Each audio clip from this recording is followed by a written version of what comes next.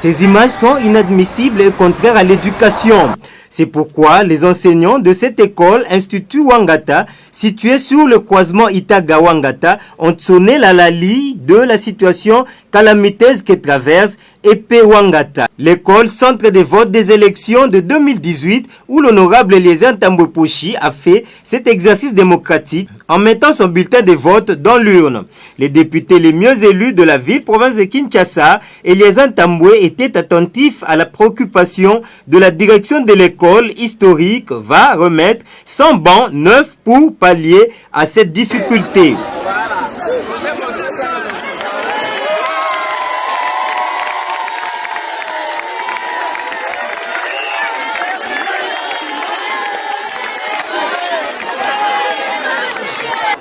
Je suis passé vous voir, n'est-ce pas?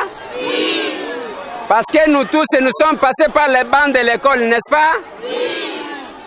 Avec le système de la gratuité de l'enseignement, aujourd'hui vous êtes nombreux, n'est-ce pas? Oui. Nous nous sommes dit on devrait passer vous voir parce que avant vous vous mettiez dans des conditions inconfortables, n'est-ce pas? Oui. Selon le rapport de tout à l'heure, on m'a dit que c'était quand les uns se mettent, les autres se lèvent. Quand les autres se lèvent, les autres se mettent, n'est-ce pas? Oui. On a dit avec le peu de moyens, bien que ce n'est pas un travail d'homme de pitié, nous devons quand même vous offrir les 100 bas que vous voyez ici, n'est-ce pas? Oui. Est-ce que vous êtes contents? Oui.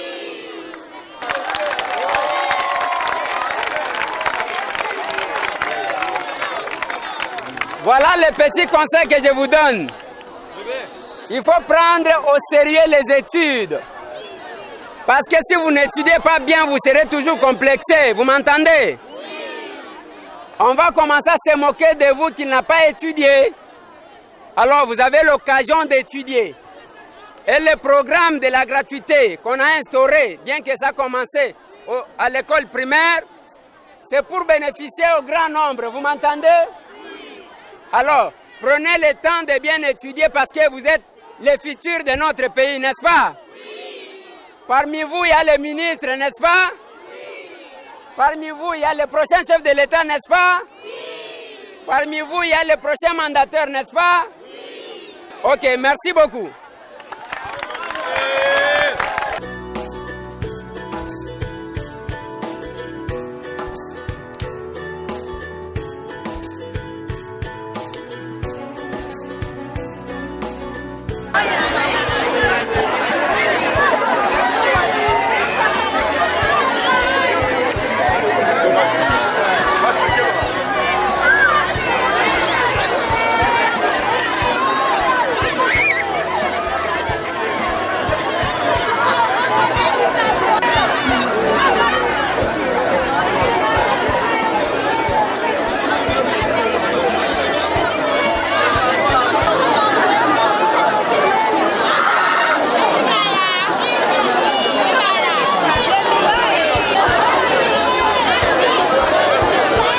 Un geste qui n'a pas laissé indifférent les directeurs de l'école. Ému, il n'a pas manqué de mots pour exprimer sa satisfaction. Le cadre qui vous reçoit en ce moment n'est rien d'autre que l'Institut Ouangata.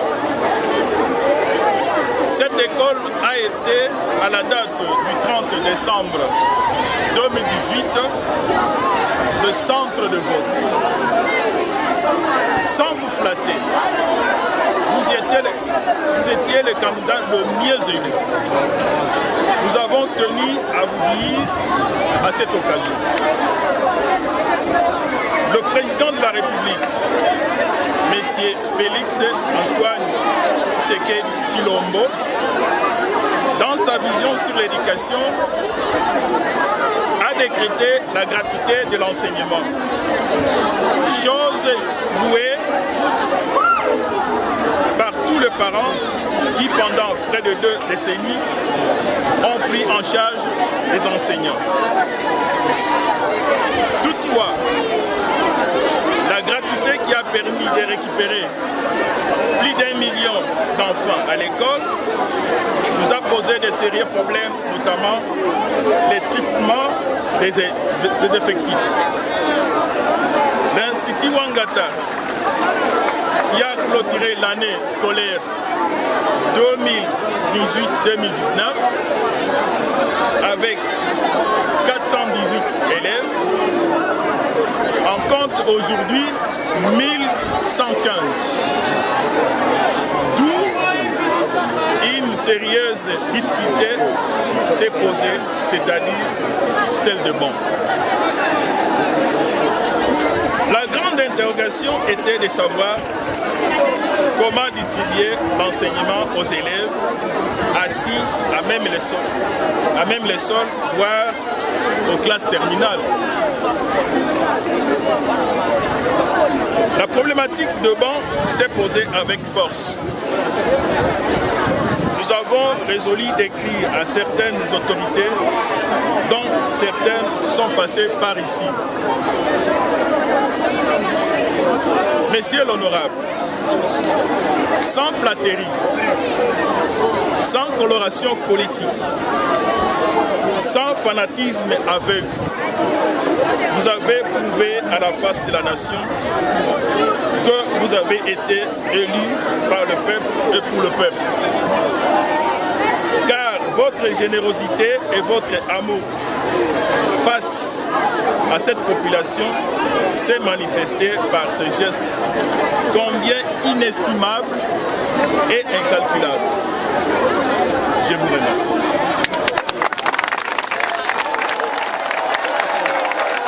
Les bénéficiaires remercient l'honorable pour ce geste louable de nature à contribuer à leur éducation, car une bonne éducation marche de pair avec de meilleures conditions. Merci monsieur l'honorable de nous avoir donné son banc. Que Dieu te bénisse, que ça ne soit pas la première fois ni la dernière fois. Si on vous voit encore une fois avec d'autres choses, on sera encore content. Merci. Merci. Les parents ne sont pas restés muets face à cet acte qui marque une pierre d'ajout sur l'encadrement de leurs enfants. Nous trouvons aujourd'hui devant vous avec une joie immense. Vous n'êtes pas un exécutif, mais dans peu que vous recevez, malgré la période difficile que nous traversons, que vous connaissez vous-même les honorables, mais vous avez songé à nous. Nous en sommes fiers et nous reconnaissons que tout ce que vous nous disiez avant que vous soyez élus, ça a commencé déjà à se concrétiser. Voilà les bons fruits. Nous vous en remercions plus. Un futur mandat durant votre... Et nous serons toujours à vos côtés pour vous soutenir et nous vous remercions. Pour les enseignants, l'acte posé par l'homme du peuple, Tambwepo Chichama, est louable et encourageant en même temps. Les hommes à la craie blanche en ont profité pour introduire une autre demande afin de faire complet. Le matériel de laboratoire pose énormément de problèmes car en enseignement, c'est la tangibilité qui est de mise. Je vous remercie, monsieur l'honorable, pour les gestes que vous venez de poser. Voyez mon âge. Depuis que j'ai commencé ma vie, c'est toujours dans l'enseignement. Franchement, je n'ai rien récolté. Certes, il y a eu le problème des bancs, mais l'encadrement des enfants ne se réduit pas seulement au niveau des bancs. Les humanités scientifiques ont un problème sérieux de matériel de laboratoire. Parce que l'enseignement scientifique ne doit pas se réduire à la littérature. Il faut palper du doigt, il faut toucher. Alors nous avons un problème sérieux d'équipement pour la section technique, mécanique, électricité, la biochimie pour les laboratoires, la commerciale pour les ordinateurs et que sais-je encore, j'en passe. Pour nous les enseignants, la législation n'a pas pris compte de l'enseignant. Quand il sera fatigué, qu'est-ce qu'il deviendra? La retraite ne vient pas. Ça, c'est un problème sérieux. Nous sommes fatigués, mais nous continuons à travailler jusqu'à la mort. Et après la mort, vous ne bénéficiez que de 6 mois de salaire et c'est fini. Tout ce que vous avez fait dans l'enseignement sera parti en fumée. Honorable, il y a eu une ordonnance présidentielle en 2007. Nous titularisant, nous donnant cette facilité de devenir des fonctionnaires de l'État. Parce qu'aujourd'hui, nous sommes comme des journaliers. Vous mourrez, c'est fini. Il n'y aura rien. Alors, si on peut mettre en application cette ordonnance de 2007, tenez bon comme vous êtes là, comme vous l'avez toujours fait. Soyez parmi les leaders de demain pour sortir ce pays du gouffre là où nous sommes descendus trop bas. L'immoralité bat son plein dans ce pays. Il faut commencer par réformer l'homme congolais. Alors, ce n'est pas un travail du jour au lendemain. Vous avez du pain sur la planche. Je vous remercie d'avoir pensé à cette école. Nous avons encore un problème crucial ici. Je ne sais pas si l'église Sikatenda a su que vous êtes là et ils ont arrêté un peu leur machine de louange. C'est un problème sérieux. Le sous-prophète est au courant. Mais je ne sais pas quelqu'un qui s'est dit qu'il est fort par rapport à quoi. Honorable, il suffit seulement que ça fasse au moins 13, 14, 30 ou 15 heures et que Sikatenda ouvre sa machine de louange, nous ne savons plus enseigner. Nous avons fait des démarches, nous avions écrit, mais je ne sais pas en quoi une église est forte par rapport à l'école, à l'État congolais. Il s'est dit qu'il est fort politiquement. Il ne nous restait que à agir à notre manière. Comment? Prendre les élèves et descendre sur le terrain là-bas. C'est là où on nous a un peu calmés. Mais vous êtes là, si vous pouvez encore être notre porte-parole, plaider notre cas pour l'église Sikatenda, son programme ne tient pas compte de l'école. Il oublie qu'à côté il y a école. Quand il place ses baffles partout, les séminaires, les histoires, et c'est ce qui perturbe notre enseignement ici. L'honorable répondant à cette question directe promet aux enseignants que le ministre de l'EPST sera saisi de ces problèmes que lui estime aussi très délicats. Bon, vous savez, ce que nous avons fait, nous l'avons fait parce que nous avons senti qu'il y avait un problème, quel que soit le fait que nous ne sommes pas membres de l'exécutif. Ok? Et nous avons constaté cet afflux des enfants dans les écoles, d'abord. Et nous allons essayer d'entrer en contact avec le ministre de l'EPST, essayer de discuter avec lui, comprendre qu'est-ce qu'il préconise par rapport à ça. Est-ce que l'État peut faire de manière dirigeante à trouver quelques matériaux qui peuvent permettre aux enfants de bien étudier? Ça, c'est un cas. Le deuxième cas que vous dites par rapport à la retraite, c'est toujours un problème que j'ai toujours déploré. Aujourd'hui, la plupart des services, surtout les médecins, tout ce que vous entendez, leur revendication, c'est quoi? C'est la prime. OK? Alors que la prime des risques n'est pas comparable avec le salaire de base. Quand quelqu'un va à la retraite, on ne calcule pas la prime de risque. On calcule le salaire de base. Qu'est-ce qui se fait? Que ce soit les généraux, tout le monde. C'est un salaire d'au moins 162 000 francs. Les salaires de base qu'on donne aux gens. Mais quand quelqu'un veut aller à la retraite, on va calculer ça sur base de ces salaires-là. Finalement, la personne ne se retrouve pas avec quelque chose. Alors que vous vous rappellerez que, à son temps, les gens fêtaient quand ils allaient en retraite. Pourquoi? Parce que, il allait se reposer.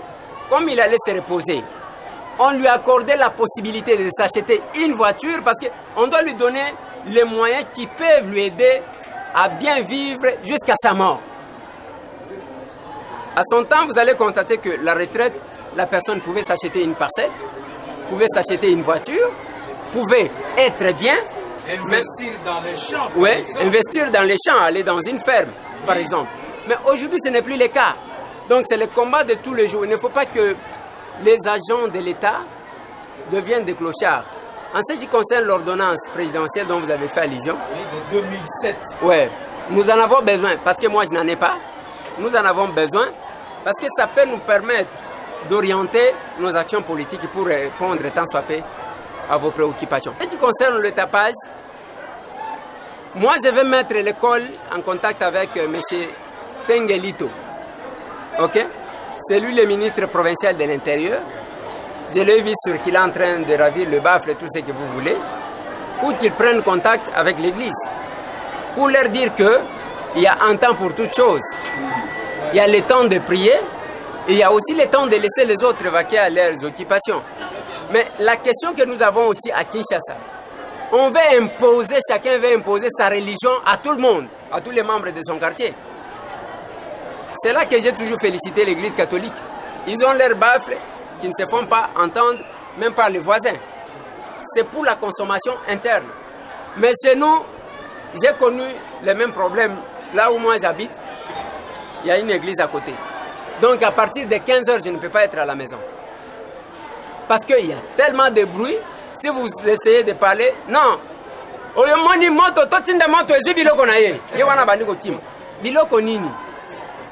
Il s'est de noter que cette cérémonie de remise des bans a été précédée par la visite de chaque salle pour lui permettre de palper du doigt l'état de délabrement très avancé que présente cette école. Il est certes que ces gestes ne font pas partie de la mission d'un député national, mais Tamboué, un homme du peuple qui habite et connaît les difficultés que traverse le Congolais, a agi en qualité d'un citoyen du pays qui vient à la rescousse des enfants dont leur éducation était menacée. Cet acte sauve plusieurs vies.